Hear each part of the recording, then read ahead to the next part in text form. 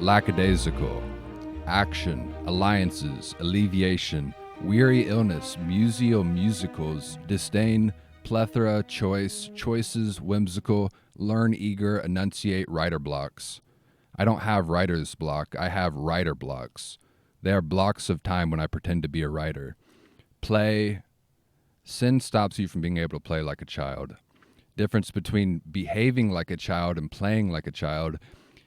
And it doesn't make sense that I've made it this far. I lied to God. I told God I'd change, but I didn't. Now I have, but I didn't change when I said I would. Plus, I haven't changed to the extent I need to change. Yesterday I was angry at God. I now see I am angry with myself.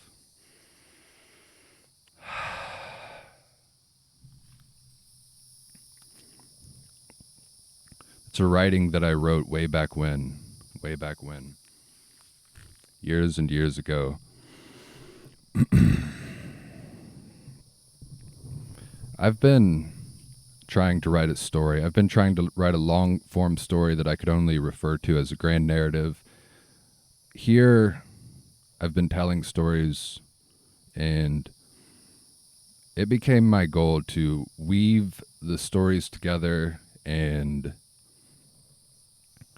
paint over with a second layer, and maybe a third layer would come, maybe a fourth layer would come, but nonetheless, my goal has been to begin weaving these short stories that I've been telling together. And this week I have struggled to write a story or write a new story or weave any past story together. And it's really interesting to struggle with writing because writing requires inspiration. And so it's very frustrating when you have a goal to write something, but in order to write something, you need something called inspiration. And you sit in front of a computer and you've got to do the work, so you write things anyway, but just nothing comes up that is like an external writing. It is only introspections. What I just read was from a long time ago, but things similar to that, where your mind is in a state of disarray, and when my mind is in a state of disarray, I write whatever that was. I just type a word. That's the word that came to my mind. Write the next word. Oh, the next word. Maybe find a sentence. And the frustrating part is that you do need inspiration, something like inspiration, to write stories. And if you don't have inspiration and you're sitting down to do the work anyway, then what do? Because I don't know where inspiration comes from. I don't know. When I write something that resonates with my soul, it's not as though it comes from my mind. It doesn't come from intention. It comes from someplace else. And so if I'm trying to write a story, but it's basically out of my control as to whether or not I get hit with inspiration, you just turn your tires in the mud, and you can step away from the writing and you can come back to it, and days pass and weeks pass, and then you start to think about it all the time, and it's a great unknown. It's uncertain what to do if your goal is to write something but you can't find an inspiration and you don't know where inspiration comes from. But yesterday I had the part of my solution is that I've been asking myself this question of why, because I feel like why questions are always the motor behind the things that people do, myself included. And so if you're struggling to move, like a vehicle struggling to move, it's like, well, it might be an issue with the motor, and the motor is like a motive, a person's motive, a reason behind why they do the things that they do. So as days passed, it's been about a week and 2 days since my previous story was written. So that's how long I've been struggling with this. And days were passing at the beginning, and I just couldn't come up with a story. And then I started to ask myself questions. I was like, why do you want to write a story? Why do you write in general? Why do you tell your stories? Why is any of this happening? Why are you doing any of this? And when those questions would be asked of me, I would just try to answer the questions, and I would be like, I answer it like, oh, I love it. Or I have benefited tremendously from other people's writing. I would like to reciprocate that in the world and do that for other people as well. The same thing, the same value that I've found from other people and the things that they've written, it's been tremendous value, and I'd want to reciprocate that to other people. And it's killing two birds with one stone, because I love writing, and maybe you could even be of benefit to other people. And so I'm like, oh, well, that's the reason why I'm doing it. And I've thought about that often, not only this week, but just throughout my anything I've ever done. But yesterday I was like,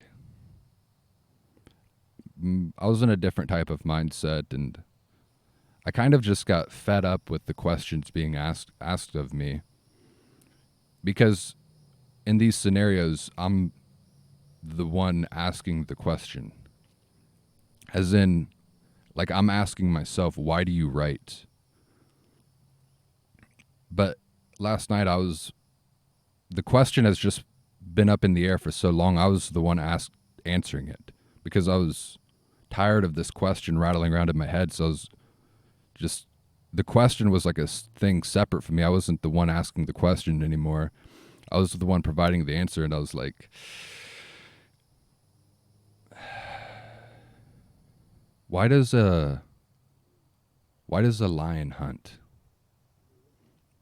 Would you ask a lion why it hunts? Or would you ask a gazelle why it runs away from the lion? If you were to ask a lion why it hunts, and imagine a lion could talk, and you ask a lion, hey, why do you hunt? And the lion shrugs you off. He doesn't want to answer the question, because he believes it's a trivial question, self-evident question. And you're like, this is my rationale. You're like, well, if you knew specifically, consciously, why it is that you hunt, you'd be a better hunter, lion. But then you ask the lion that question, and he just crouches up and he sees a gazelle, and he doesn't answer your question. He just goes and hunts, because he's a lion, and lions hunt. Lions hunt and lions sleep. And I was like, why would I not write? I'm tired of, I understand that I'm the one asking the question, but I got tired of even me being the one asking the question. I was like, why would I not write? That's a better question. Why would I not write? And I wouldn't say I am a writer.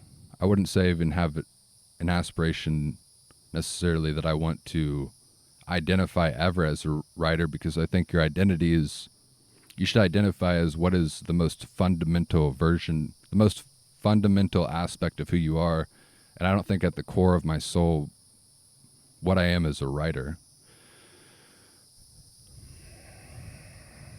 I like to write. Writing is a tool. Writing is something that I love to do. Spend most of my time doing it, but I was made this way. I can't necessarily help my proclivities. And writing is how I eat. Not literally how I eat, because of course I don't make money from writing, but it's how my soul gets sustenance. So Yeah, so I was the one asking the question, but I got tired of the fact that the question was being asked of me, and I was like, why would I not write? But that solved the question. That solved the problem of the question being asked of me, but it didn't solve the problem of there was still no story to write. There was no story in my mind, and this past week, I've realized life is a lot of times a circle, and I go through circles of. Sometimes I'm confident in my abilities, and sometimes I'm find myself in something like the unknown, something like chaos, where I look out and I'm like, what is a plot? I don't even know what a plot is. What is theme? What is setting? How do you convey these things, and how do you put these things in paper? And these are the elements of a story: the character, the setting, the theme, the plot, the conflict. All of these things make up a story, and so I broke it down into these smaller parts, and I'm like, I don't even know. I was looking up the definition of a plot, and I was like, I can't even find a definition of plot that makes sense to me. So I was in a state of uncertainty. But I realized that the problem, maybe more than anything else, is not maybe more than anything else. The problem, certainly more than anything else, is it's internal, as in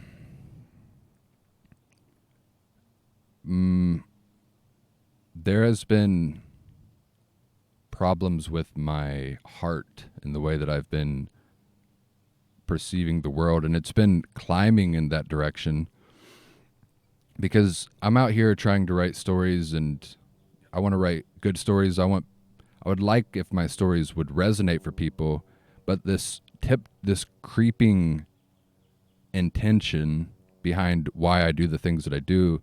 I'll listen to podcasts and I'll read other writers and things like that, and I'll be like, just in the back of my mind, I'm like, oh,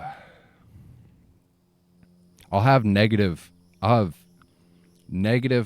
towards other individuals who are pursuing what they want to do, but really they are envious thoughts of envy. I'm envying these individuals, and I'm like, you don't deserve what you have. I want what you have. I should have what you have. And it crushes your heart.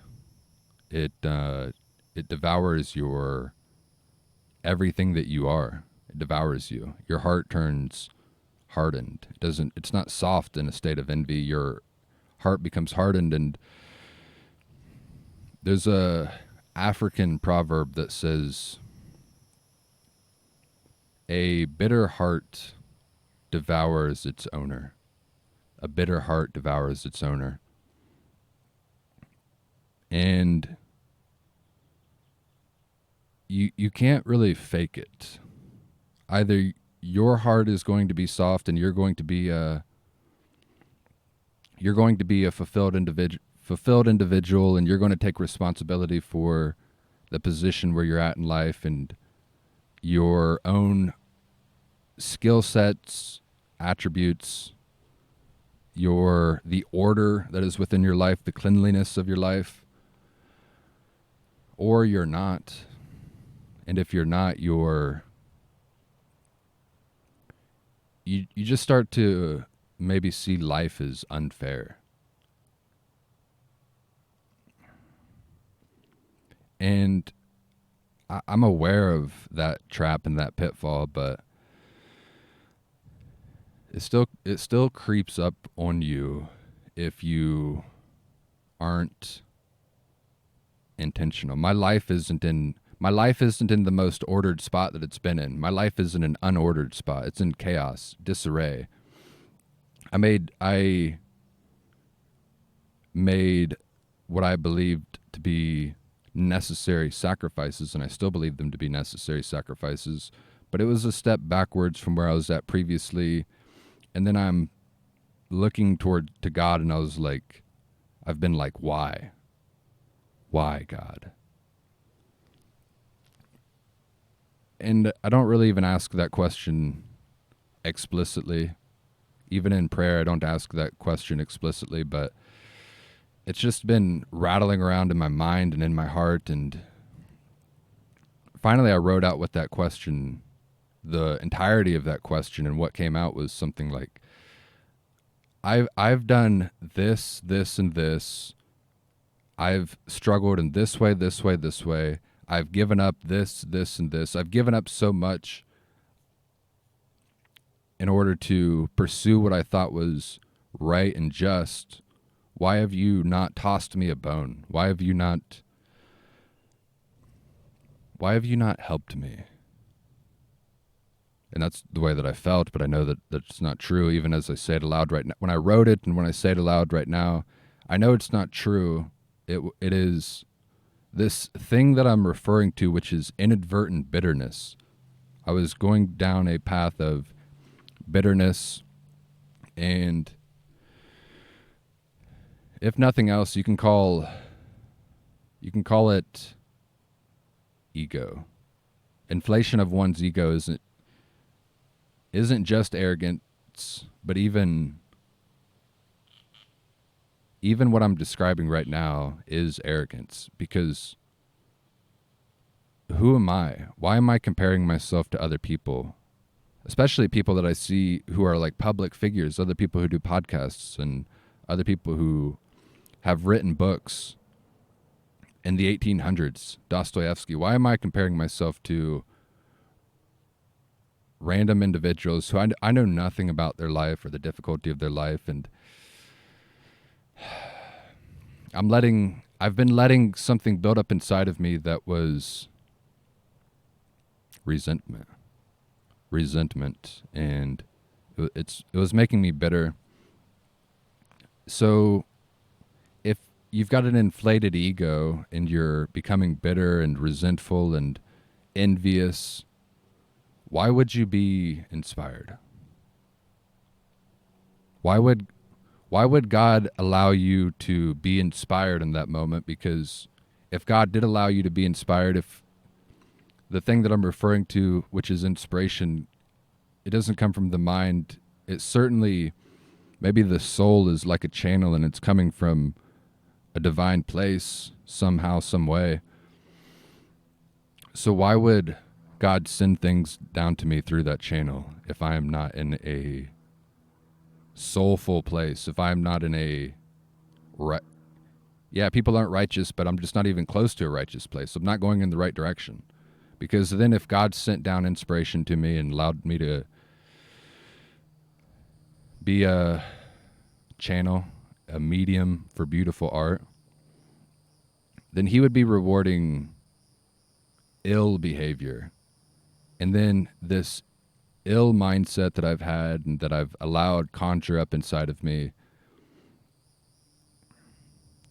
God would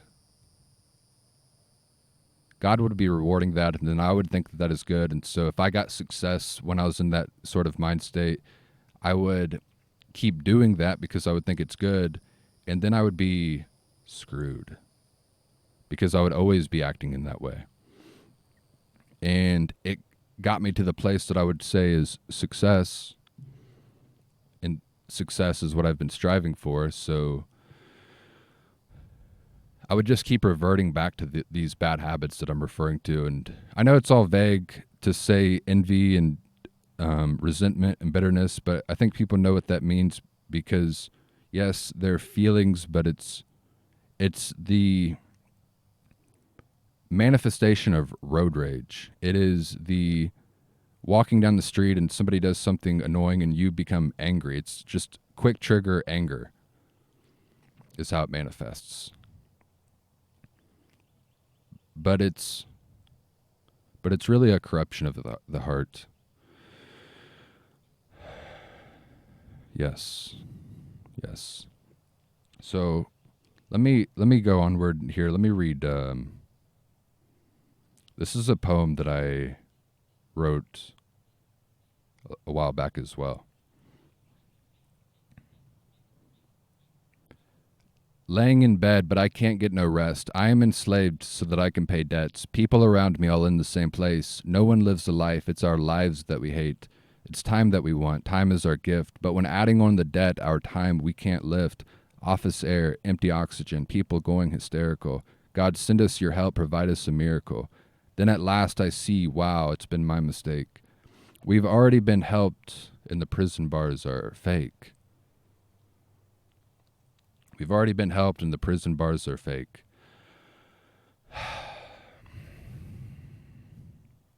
So I've had myself trapped in a psychological prison, and yeah, it's escalated over the past week, but it's been going in that direction for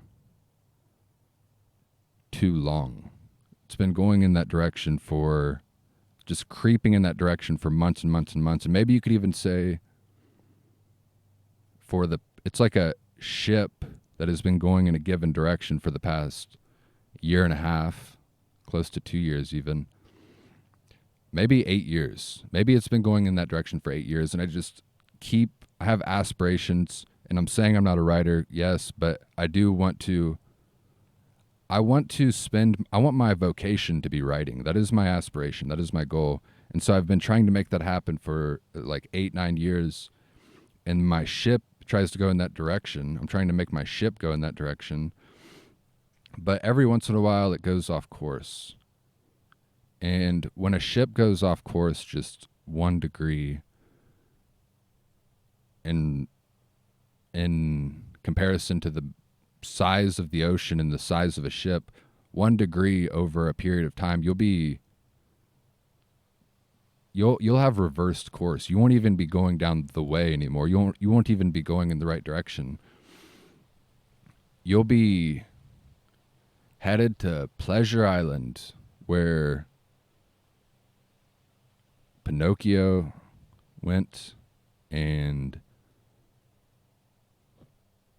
the boy who couldn't grow up went. I can't think of his name, but he is Peter Pan. That is his name. You'll be going to that island with those individuals, and you'll be a boy forever. So my ship has been a little bit off course for the past. I don't know. It doesn't really matter. What matters is that it just is the knowledge that it goes off course. It has gone off course in the past, and I've corrected the course in the past. That's certainly true. I have corrected the course in the past, but there's also got to be a realization that it's going to go off course again in the future. And you can accept that. That way, when it begins to happen, you don't spiral out of control, but instead you shift position. You reflect on where you're at, and you course correct and go back in the right direction. So that's what I'm trying to do here. I have an aspiration to be maybe what you would call a professional writer. It's not fundamentally who I am. It's not fundamentally who anyone is. I'm a child of God, like I believe everyone else to be, but vocational wise, that's what I want to do, is be a writer. And so rather than get so grandiose, like, oh, why am I writing and XYZ, it's like, I'm tired of those questions. Why would I not write? And then just do it. Do the work. I'll show you why I write, but I can't put it into words as in explain, like, oh, this is why I write. I'll just write the story, and then you can decide why I write. Yes. All right, here's another poem that I wrote. Actually, not another poem yet. Here's something that I wrote when I was about to sell my house. I was working on selling my house. This isn't a poem. This is just a paragraph that I wrote, a couple paragraphs. I've accepted going to jail. There was a strike of terror through my body when I saw the Red and blue lights flash in my rear view, but my spirit is grounded so the terror didn't remain. I pull off to the right lane of the freeway and slide the seatbelt across my waist to lock it in. I try to imagine the consequences of driving a vehicle without insurance. I don't believe today will go how I imagined it would go. Part of my joy is in the fact that today won't go how I imagined. They're all the same days, and they have been so for some time. Wake up and clean the minor messes in my house so as to get it ready to be viewed and hopefully sold. Once I leave my house for the day, I start by going to a coffee shop where I shuffle between writing and browsing the internet. I browse the internet because my financial livelihood has caught fire, which pulls my focus away from writing. I don't have a solution, so I browse the internet like a man wandering the desert for water. I don't know how to participate in the economy. I believe our economy is corrupt. I don't currently see a way to participate in the economy without defiling my soul. Yet if I don't soon earn money or fall into a miracle, I'll certainly not have a bed to sleep in. Yes. Yes. So that was my state of mind a year and a half ago when I was writing a book, and I just finished writing a book, and then I was like, well, actually a year ago, not a year and a half. But I just finished writing a book, and I was about to sell my house because I wanted to continue the journey to keep writing. But my finances were in bad shape, and I was driving a vehicle, allegedly, so to say. People are saying allegedly. I didn't say it. It was just alleged that I didn't have insurance on that vehicle that I was driving at the time, and I got pulled over. But the cop let me go. The cop didn't even ask for proof of insurance. He said, be careful next time. Because what I did is I turned right, but I didn't turn right into the closest lane. I turned right and then expanded out into the fast lane. It's a 3-lane freeway. He told me you're not allowed to do that. I said I didn't know I couldn't do that. And he was like, all right, go along with your day. Go along with your day. So I dodged the bullet because it was all alleged, but that's what people were saying. So it was all alleged, but yeah.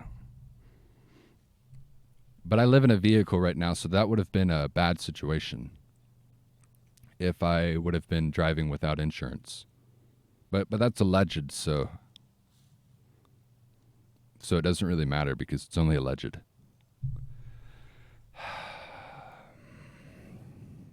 So what could I do now? Because I want to write a grand narrative, and in regards to the previous book that I wrote, it was, I do like the story, but I didn't convey it properly. I wasn't as good of a writer as I could be. I do like to write, but I'm not that great of a storyteller. Maybe you could say I'm not even a good storyteller. And there is math in regards to telling stories. You can learn the compartments. You can compartmentalize, again, plot, theme, character, setting, conflict, etc. And you can learn how to be better at putting those things fluidly into a story while allowing the action of the story to continue. And what I want to do right now is I just want to focus on being better. Obviously, I'm going to continue writing stories and keep doing everything that I've been doing, but I have a deep desire to be better. And I saw a quote this morning, another quote in regards to being better, which is, get better or get bitter. So there's nothing wrong with competition. If you see people out in the world and you want to compete with them, that's fine. But the issue is that when you become envious and you're like, oh, I am better than them and I deserve to be more successful. But I just think life life isn't really treating me fairly. I've got the short end of the stick. I don't have XYZ like they have, so I'm in a bad position.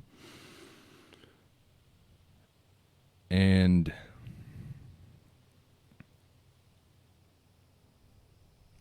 the solution is don't focus on that at all.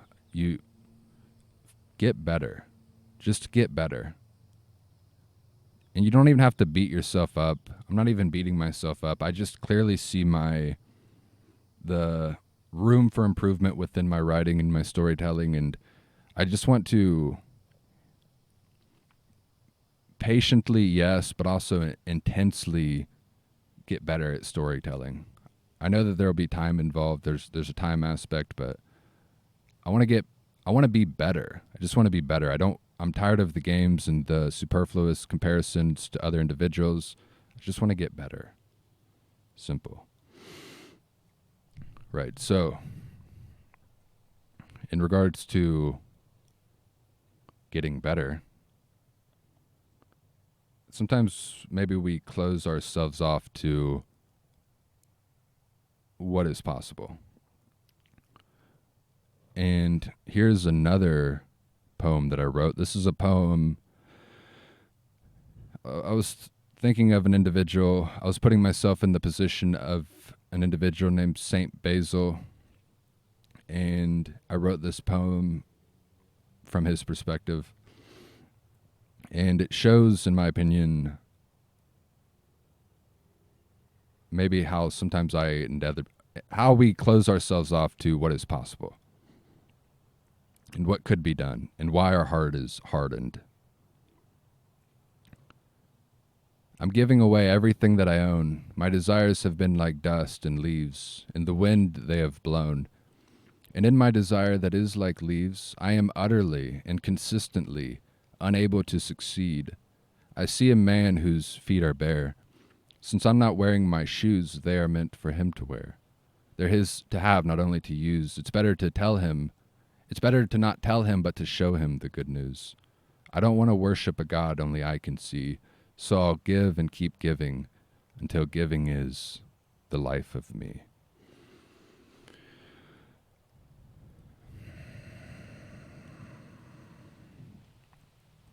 So the first part of that story, maybe you could say, is my perspective. I wrote that a few months ago when I was in a similar spot, felt like I wasn't succeeding. And I wrote that because I felt like I was utterly and consistently unable to succeed. But then there's a transition, and it's like, well, what is the meaning of life? Like, what is this thing that you're referring to as success? Because people are struggling, suffering in the world. You are missing out on seeing all the things that you could and actually even should be grateful for because you are caught up with desire. You're caught up thinking about all of the things that you don't have, the things that you want and the things that you don't have. So do a bold move, despite the fact that you want things. Wanting things means that you should go try to take more things, go get more of success or money or adoration of other individuals.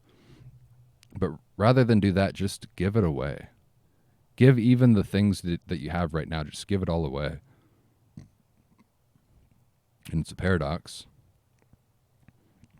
because you want things, but rather than try to garner the things you want, you give even the little that you have away.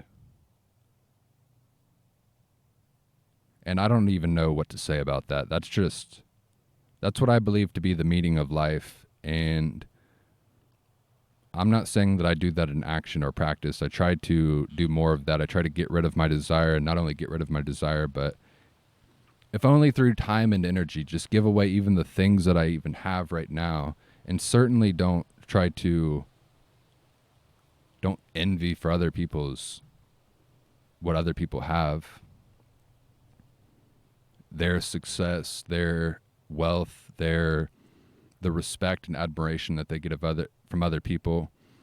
Don't don't feel like you're the one that's deserving of that. Give those things that you embody.